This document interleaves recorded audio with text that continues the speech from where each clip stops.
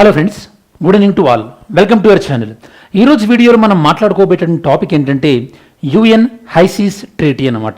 దీన్ని మనం biodiversity beyond national jurisdiction అని కూడా అంటారు.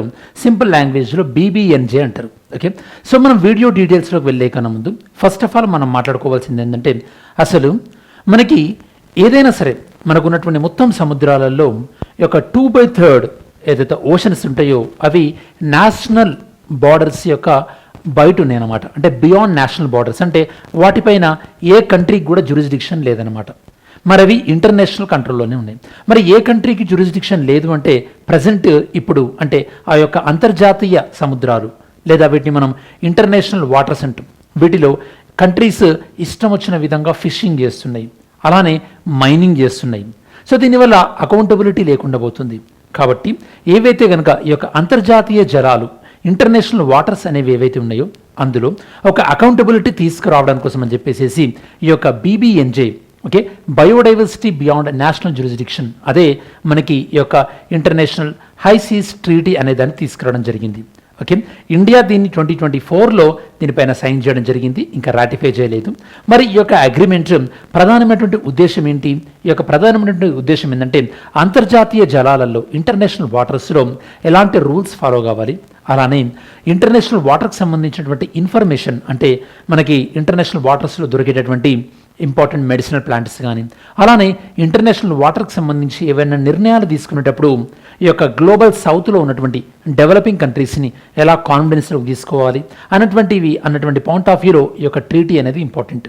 అలానే ఇండియా పాయింట్ ఆఫ్ వ్యూలో ఎస్పెషల్లీ ఇండియా బ్లూ ఎకానమీ అనే దానిపైన రిలే అవుతున్నటువంటి సందర్భంలో ఇలాంటి ఒక ఇంటర్నేషనల్ అగ్రిమెంట్ వల్ల ఇండియాకి ఇన్ఫర్మేషన్ షేరింగ్ పాయింట్ ఆఫ్ వ్యూలో కానీ, లేదా గ్లోబల్ సౌత్ని రిప్రజెంట్ చేసే విషయంలో కానీ, లేదా ఇట్లాంటి డిసిషన్లో ఇండియా కూడా పార్టిసిపేట్ అవ్వడం వల్ల స్ట్రాటజికల్గా మన ఇన్ఫ్లుయెన్స్ పెరగడం కానీ, ఇలాంటివన్నీ కూడా మనం చూడవచ్చు.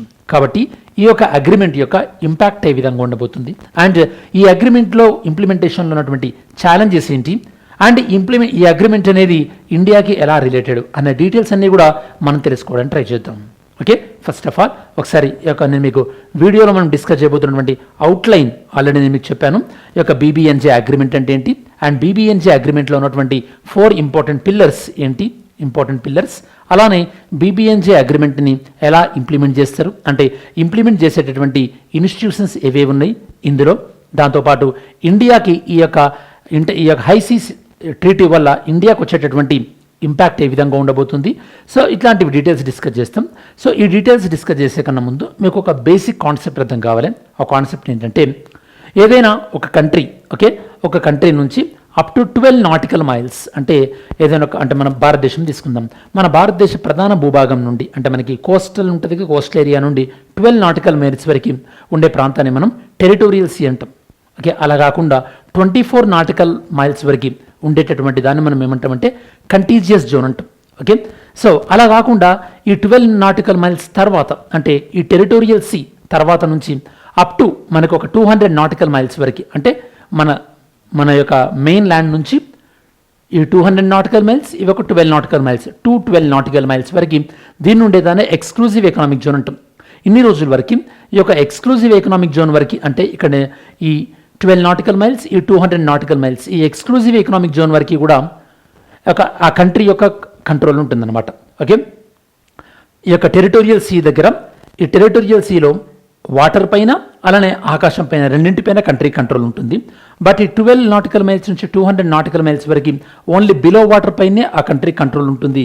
ఎబో వాటర్ పైన, అంటే ఓపెన్ స్కైలో కంట్రోల్ అనేది ఉండదన్నమాట.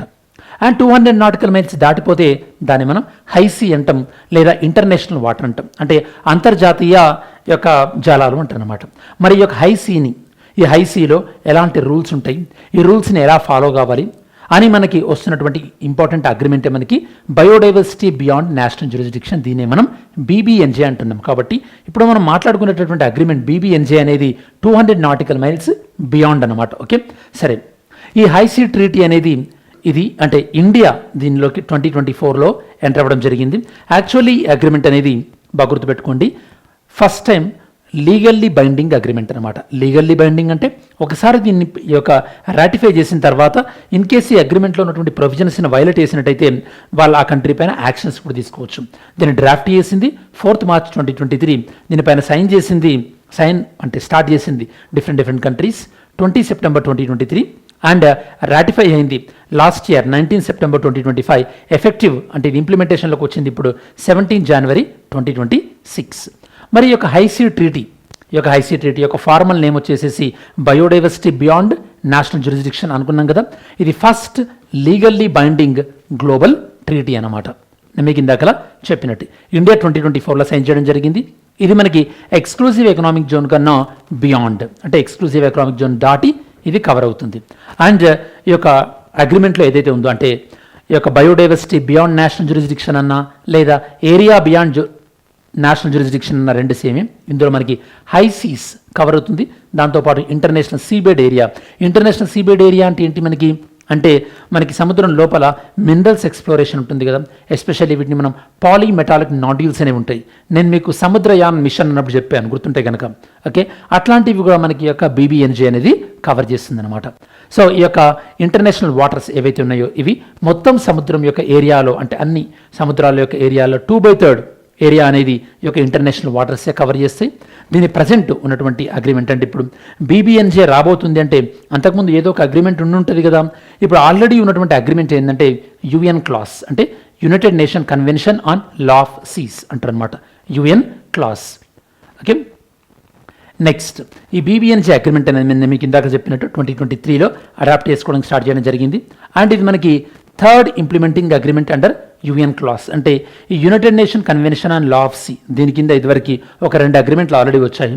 అది 1994లో ఒకటి, 1995లో రావడం జరిగింది. ఇప్పుడు 2026లో ఇప్పుడు కొత్తగా వచ్చినటువంటి 3వ అగ్రిమెంట్. సో ఇది ఓవరాల్గా దేన్ని అడ్రస్ చేయడానికి ఈ యొక్క అగ్రిమెంట్ని మనం తీసుకొచ్చాం. ఈ యొక్క ఇంటర్నేషనల్ వాటర్స్లో ఫిషింగ్ అనేది ఎక్స్ప్లాయిటేషన్ అవుతుంది, ఇష్టం వచ్చినట్టు ఓవర్ ఫిషింగ్ చేస్తున్నారు. అలానే ఓవర్ పొల్యూషన్ అయిపోతుంది ఇంటర్నేషనల్ వాటర్స్లో, డీప్ సీ మైనింగ్ ఇష్టారీతిన. దాంతోపాటు క్లైమేట్ చేంజ్ ఇంపాక్ట్, ఎస్పెషల్లీ ఈ యొక్క డేటా షేరింగ్ విషయంలో కానీ అండ్ ఎవరు అకౌంటబిలిటీ తీసుకోవాలన్న విషయంలో ఇట్లాంటి విషయాలలో ఉన్నటువంటి కన్ఫ్యూజన్ తొలగించడం కోసం అని చెప్పేసి ఈ అగ్రిమెంట్ని మనం తీసుకురావడం జరిగింది. BBNJ యొక్క ఆబ్జెక్టివ్స్ మనం ఆల్రెడీ మాట్లాడుకున్నాం. మెరైన్ బయోడైవర్సిటీని ఈ యొక్క సస్టైనబుల్గా యూజ్ చేసుకోవడం, ఎన్విరాన్మెంట్ ప్రొటెక్షన్ కి యాక్షన్ తీసుకోవడం, దాంతోపాటు ఇక్కడ ఉన్నటువంటి డేటాని డిఫరెంట్ కంట్రీస్ పంచుకోవడం. ఎప్పుడైతే కనుక మనం డేటాని పంచుకుంటామో ఒక సైంటిఫికల్గా దానివల్ల ఏమవుతుంది ఈ యొక్క మెరైన్ ఎన్విరాన్మెంట్ అనేది డ్యామేజ్ కాకుండా మనం ప్రొటెక్ట్ చేసుకుంటాం. దీన్ని మనం ఏమంటామంటే ప్రికాషన్ అనేది ప్రిన్సిపల్ అంటాం అనమాట. అంటే డ్యామేజ్ అవ్వకముందే ప్రొటెక్ట్ చేయడం.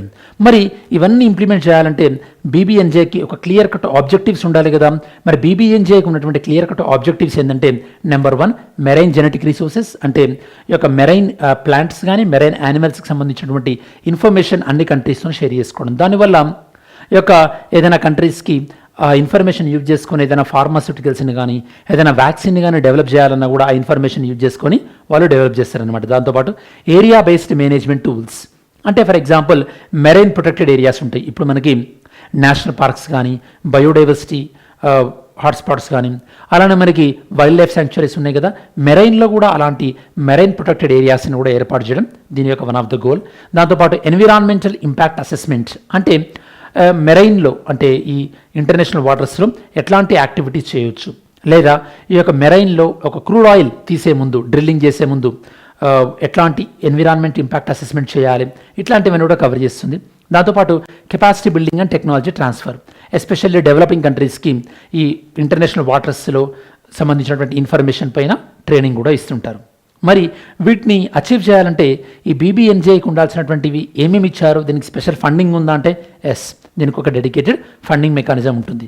దాంతోపాటు దీనికి డెడికేటెడ్ ఒక సెక్రటేరియట్ ఉండబోతుంది. ఆ సెక్రటేరియట్లో స్టాఫ్ ఉంటారు కదా, వాళ్ళ యొక్క BBNJ అగ్రిమెంట్ని ఇంప్లిమెంట్ చేస్తుంటారు అనమాట. అలానే ఈ యొక్క డేటా షేరింగ్ కోసం అని చెప్పేసి క్లియరింగ్ హౌస్ అనేది ఉంది. అండ్ దీనిపైన సైన్ చేసినటువంటి కంట్రీస్తోని అన్నిటి కలిపి కాన్ఫరెన్స్ ఆఫ్ పార్టీ COP అనేది కూడా చేయడం జరిగింది. ఇక్కడ COP అనేది హైయెస్ట్ డిసిషన్ మేకింగ్ బాడీ అనమాట. అంటే ఏ నిర్ణయాలైనా సరే COPలోనే తీసుకోవడం జరుగుతుంది. ఇండియాకి ఎందుకు ఇంపార్టెంట్, ఇండియాకి almost all more than 7,500 kilometres మనకి ఈ యొక్క ఓషన్ బార్డర్ ఉన్నటువంటి సందర్భంలో ఇట్లాంటి అగ్రిమెంట్స్ ఉంటే మనకేమవుతుంది, ఖచ్చితంగా ఈ అగ్రిమెంట్స్ ఏదైనా డిసిషన్ తీసుకునేటప్పుడు ఇండియా అందులో పార్టిసిపేట్ అవుతుంది. అండ్ అలానే మనం Sagar security and growth for all in the region, Sagar అనేటటువంటి పాలసీని తీసుకొచ్చాం కదా, ఇట్లాంటి పాలసీస్ ఇంప్లిమెంటేషన్ పాయింట్ ఆఫ్ వ్యూలో కూడా ఇట్లాంటి అగ్రిమెంట్స్ అనేవి బెనిఫిట్ అవుతాయి అన్నమాట. అండ్ ఈ యొక్క మనకి గ్లోబల్ సౌత్ విషయంలో అంటే డెవలపింగ్ కంట్రీస్కి ఇండియా లీడ్ తీసుకుంటుంది కదా, వాళ్ళకి ప్రాతినిధ్యం తీసుకుంటుంది కదా, అట్లాంటి సందర్భాలలో కూడా ఆ కంట్రీస్ ఆన్ బిహాఫ్ అంటే ఆ కంట్రీస్ రిప్రజెంట్ చేస్తూ కూడా ఇండియా యొక్క అగ్రిమెంట్లో ఈ యొక్క గ్లోబల్ సౌత్ గురించి మాట్లాడేటటువంటి అవకాశం ఉంటుంది. సో కాబట్టి డెఫినెట్గా ఇది ఇండియా యొక్క పొజిషన్ ఏదైతే ఉంటుందో, ఇండియా పొజిషన్ని మెరైన్ రిసోర్సెస్ విషయంలో మన ఇండియా పొజిషన్ని స్ట్రెంథెన్ చేస్తుంది అనడంలో ఎలాంటి డౌట్ లేదు. ఓకే, ఈ పాయింట్స్ అన్ని కూడా మనం ఆల్రెడీ కవర్ చేసుకోవడం జరిగింది. ఇప్పటివరకు 83 కంట్రీస్ రాటిఫై చేయడం జరిగింది, ఇంక్లూడింగ్ చైనా, జపాన్ లాంటి కంట్రీస్. అండ్ ఈ అగ్రిమెంట్ అనేది 2030 కల్లా మొత్తం మెరైన్ ఉన్నటువంటి అన్ని సముద్రాలలో 30% మనం ప్రొటెక్ట్ చేయాలి అన్నటువంటి గోల్ ఏదైతే ఉందో ఆ గోల్ని యొక్క మనం అంటే దాన్ని అచీవ్ చేసేటటువంటి క్రమంలో, చేరుకునే క్రమంలో ఇది ఒక పెద్ద ముందడుగు అని మనం చెప్పొచ్చు. ఓకే, యుఎస్ అనేది సైన్ చేసింది, రాటిఫై చేయలేదు. అండ్ ఈ యొక్క అగ్రిమెంట్ ప్రకారం BBNJ ప్రకారం కొన్ని మెరైన్ ప్రొటెక్టెడ్ ఏరియాస్ని వీళ్ళు ఐడెంటిఫై చేయడం జరిగింది. అందులో కొన్ని సార్గోజా సీ. మరి సార్గోజా సీ అనేది ఏ ఓషన్లో ఉందో మీరు చెప్పడానికి ట్రై చేయండి, అంటే పసిఫిక్ ఓషన్, అట్లాంటిక్ ఓషన్, అలానే ఎంపరర్ సీ మౌంట్స్, ఇది కూడా మనకి ఏ ఓషన్లో ఉందో మీరు ఐడెంటిఫై చేయడానికి ట్రై చేయండి. ఓకే, బట్ దీనిపైన ఉన్నటువంటి క్రిటిసిజం ఏంటంటే మెయిన్గా ఎన్ఫోర్స్మెంట్. సరే, అగ్రిమెంట్ అయితే వచ్చింది, దీన్ని ఎలా ఎన్ఫోర్స్ చేస్తారు, దీనికి డెవలప్డ్ కంట్రీస్ ఏ విధంగా సహాయం చేస్తుంది? ఎందుకంటే మనం ఆల్రెడీ చూసాం, యుఎస్ అనేది COP21 లాంటి అగ్రిమెంట్స్ నుంచి కానీ అండ్ యునెస్కో లాంటి ఆర్గనైజేషన్స్ నుంచి కానీ యుఎస్ ఎలా ఎగ్జిట్ అవుతుందో, ఈవెన్ ఇంటర్నేషనల్ సోలార్ అలయన్స్ నుంచి కూడా ఎగ్జిట్ అయింది కదా. కాబట్టి ఇట్లా ఎగ్జిట్ అవుతున్నటువంటి సందర్భంలో మరి ఫండింగ్ కానీ లేదా టెక్నాలజీ ట్రాన్స్ఫర్ కానీ ఇట్లాంటివి ఎలా జరుగుతాయి అనేది ఒక రకమైనటువంటి ఒక ఛాలెంజ్ అని చెప్పుకోవచ్చు. బట్ ఏదేమైనప్పటికీ ఇది ఒక legal agreement to protect the marine biodiversity point of వ్యూలో ఇది ఎన్విరాన్మెంట్ని, డెవలప్మెంట్ని, దాంతోపాటు ఈక్విటీ అంటే అందరికీ సమానమైనటువంటి ఫలాలు అందే విధంగా ఒక బ్యాలెన్సింగ్ మెకానిజంని తీసుకొస్తుందని మనం ఆశిద్దాం. ఈ యొక్క హై సీ ట్రీటీ అనేది ఒక ఫ్రీడమ్ ఆఫ్ సీ అంటే అంతర్జాతీయ సముద్రాలను ఇష్టం వచ్చినట్టు వాడుకోవడం అనే వైపు నుంచి ఈ యొక్క సముద్రాలని మనం ఒక రెస్పాన్సిబుల్గా వాడుకోవడం అనేటటువంటి విధంగా తీసుకొచ్చేటటువంటి దాంట్లో ఒక ప్రయత్నం మాత్రం మనం చెప్పొచ్చు.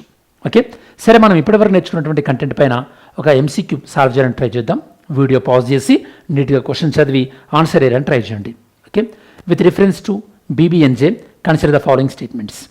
BBNJ agreement is first legally binding global treaty specifically aimed at conserving marine biodiversity in areas beyond national jurisdiction. అంటే అర్థమైంది అనుకుంటా, ఇది ఫస్ట్ యొక్క లీగల్లీ బైండింగ్ అగ్రిమెంట్ అంటున్నారు.